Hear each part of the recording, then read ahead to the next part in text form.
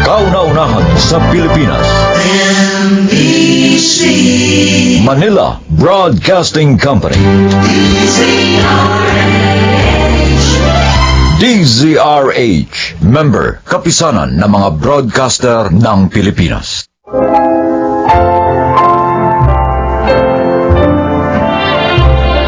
Mga kaibigan, sa araw na ito, inyong maririnig ang kwento ng isang anak na buong pusong nagbigay daan para sa kaligayahan ng kanyang ina. Siya ay si Shena.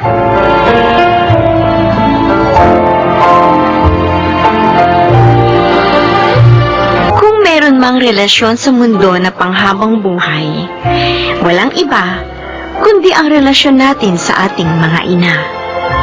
Pinagbigkis na ng tadhana ang ating mga buhay sa simula pa lamang ng unang araw natin sa daigdig. Pero tulad din ng ibang relasyon, sinusubok din ito ng pagkakanikanya ng mga landas at pagkakalayo. Tulad namin ni Inay, na marami nang nabago sa aming mga pagitan nang muli siyang umibig pagkaraan ng 1 taong na biyuda siya kay Itay.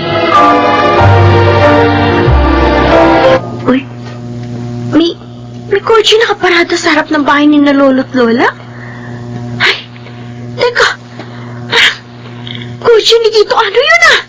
Ibig sabihin, nandito sila ni Inay? Siena! Anak! Nay! Nay! Miss na miss ko na kayo. Salamat dumalo kayo dito. Aba, hindi lang basta kami dumalo dito na Tito Ano mo.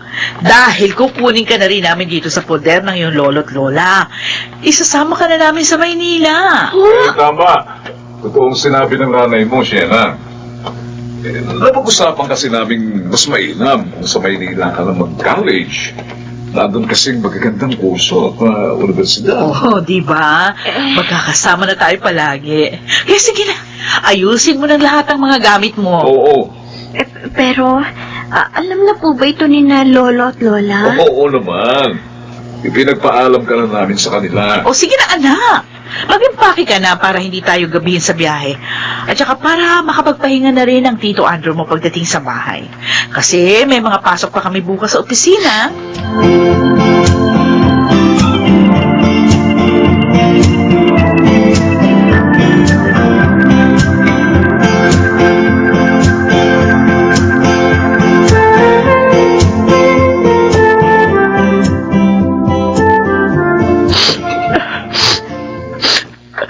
Umiiyak ka ba dahil dyan sa sibuyas na hinihiwa mo?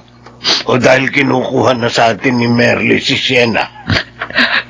Nabigla nga kasi ako sa desisyon ng anak mo. At saka wala sa hinagap ko na mawawalay pa sa atin ang apo mo. Hindi ko yata mga kasanayan. Wala naman tayong magagawa. Siya ang ina. Siyang nakaalam sa ikabubuti ng anak niya. Bakit? Wala rin naman papantay sa pagmamahal at pag-aalaga natin kay Yena. Oo, naroon ako. Pero siya makapagbibigay kay Siena ng isang magandang edukasyon. At yun ang hindi natin dapat ipagdamot sa apo natin.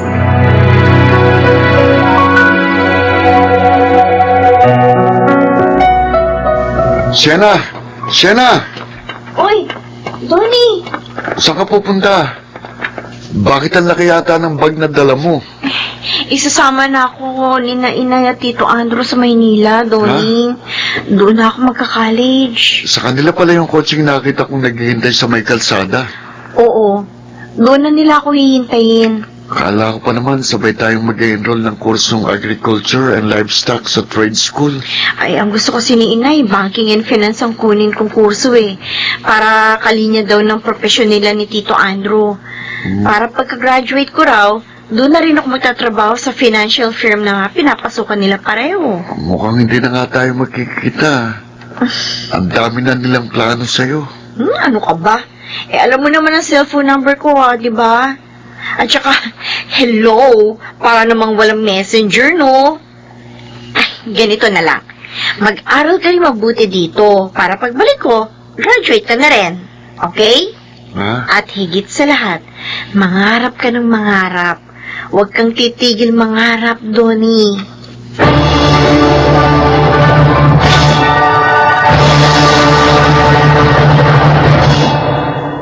Kanina pa kita hinahanap. Nandito ka lang pala sa balkonahe. Gabi na. Tara nang matulog. Eh, hindi pa ako inaantok kasi. Huwag mo na kasing masyadong inaalala si Shena. Ay, oh, Kapag ganun, naliligalig din siya sa kinaroroonan niya. Sa halip na nakakatulog din siya na maayos doon. yun nga ang hindi ko magawa. Yung hindi ko siya alalahanin. Lalo na, napanaginipan ko siya kagabi. Iyak daw ng iyak. Oh, di ba kabaliktaran ng panaginip? Ang ibig sabihin, masayang-masaya ang apo mo roon sa piling ng nanay niya.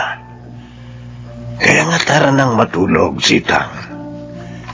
Baka sa kapupuyat mo dahil sa pag-iisip, yung kalusugan mo naman ang mamilikro.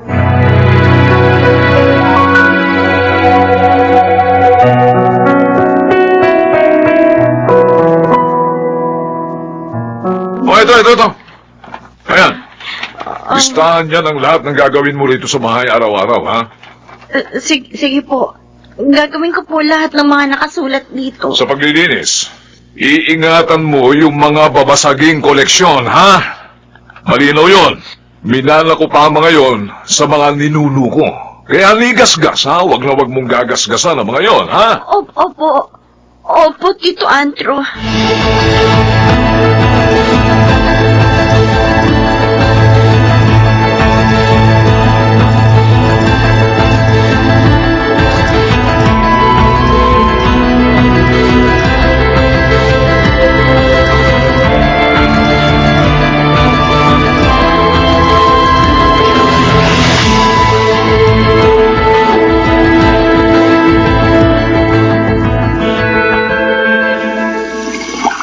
Shena? Oh, bakit ikaw ang naglalaban ng mga kortina at kobre kama? Asa si Manang Ason? Hindi ko pa rin po siya nakikita mula kanina, Nay, eh. Baka po may mahalagang inasikaso sa kanila, kaya late na po siya papasok. Iwan mo na yung mga labahin na yan. Si Manang Ason ang bahala dyan pagbalik niya. Matatapos ko na rin po ito sa pagbabanlaw, eh. Iwan mo na. Para po maisalang ko na rin sa dryer at maisampay ko na rin. Sige na po, magpahinga na po kayo, Nay. Huwag niyo po ako alalahanin. Ako na pong bahala dito.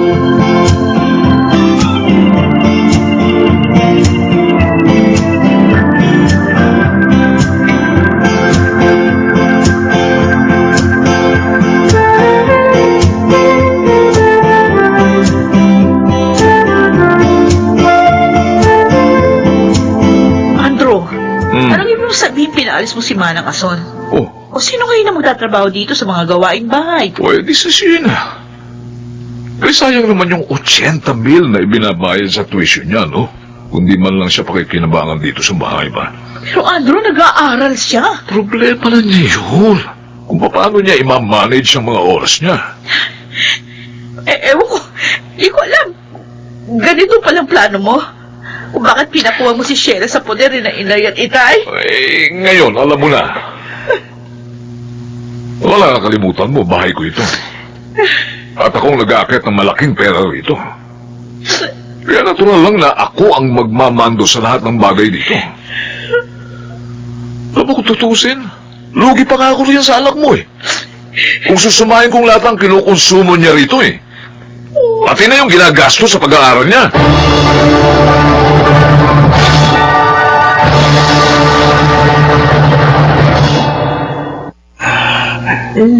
Lolo. Kumusta na ang pakiramdam mo, Apo? Ay lumalaman naming dinala ka rito sa ospital ng nanay mo. Nag-apuran na rin kami makaluwas ng lola mo para makita ang kalagayan mo. Nasaan po si Lola? Nasa labas. Magkausap sila ng nanay mo. Ang sabi raw ng doktor sa nanay mo, sakit daw sa sikmura ang nararanasan mo.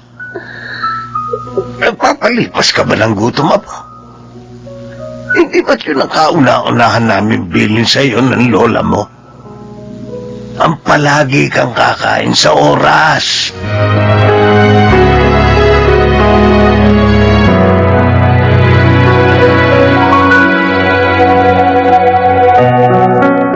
Akala ko, Merly, dahil ikaw ang ina, mapapaganda ang kalagayan sa iyo ng apo ko. Ang payat-payat ni Sienna. Siguro nga, hindi mo alam na mahina ang baga niya. Kaya hinayaan mo na lang ng hinayaan si Andro na tratuhin siya parang katulong sa malaking bahay na yun. Patawarin niyo ako, Nay. Hindi ko na-control ang mga pangyayari. Nagdesisyon kami ng tatay mo. Iuwi na namin si Sienna paglabas niya ng ospital. Ayoko magsisi kami sa huli. Na baka mawalan kami ng apo. Dahil lang hindi mo siya kayang ipaglabang kay Andro.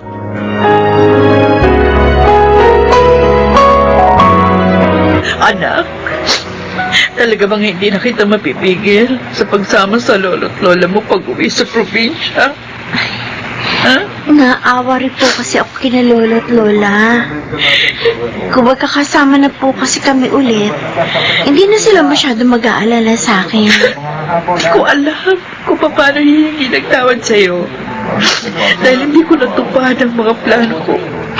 Ang mga ipinangako ko sa'yo. Wala po kayong dapat ihingi ng tawad. Nauunawaan ko pong kalagayan nyo, Nay. At saka siguro, dapat na rin po nating tanggapin na magkaiba na ang mga sitwasyon natin. May mga bagay na hindi na natin po pwedeng gawin magkasama. Pero hindi po ibig sabihin yun na hindi na rin po tayo po pwedeng magkaroon ng ugnayan sa isa't isa. Pangako, palagi ko kayong dadalawin ng lolo at lola mo sa baryo. Pero ipangako nyo rin po sa akin na hindi ninyo pababayaan ang sarili nyo, Nay. Oo, alam. At gusto ko pong malaman ninyo na kahit magkalayo man tayo, hindi po nagbabagong pagmamahal ko sa inyo. Kahit kailan, hindi po kayo mawawala sa puso at isip ko. Akala ko bang sabi mo, huwag tayong tumigil mangarap. Pero bakit uminto ka sa pag-aaral mo sa Maynila, Sienna? Wala naman talaga sa Maynila ang mga pangarap ko, Donnie. Pero alam mo, natuwa ako nang muli kang magbalik dito sa bukid. Lalo na nang sabihin mong magpapa-enroll ka sa agriculture and livestock sa susunod na enrollment. Dahil nandito sa bukid ang puso ko, Donnie. Kung saan, nandito rin ang mga pangarap ko. Nandito rin ang mga taong nagmamahal sa akin, ang mga taong nagpapahalaga, kahit sa maliliit mang punto ng mga pangarap ko. Ikaw, bilang isang mabuting kaibigan, at sina lolo at lola, na simulat sa pool, inalagaan ako ng walang kapantay.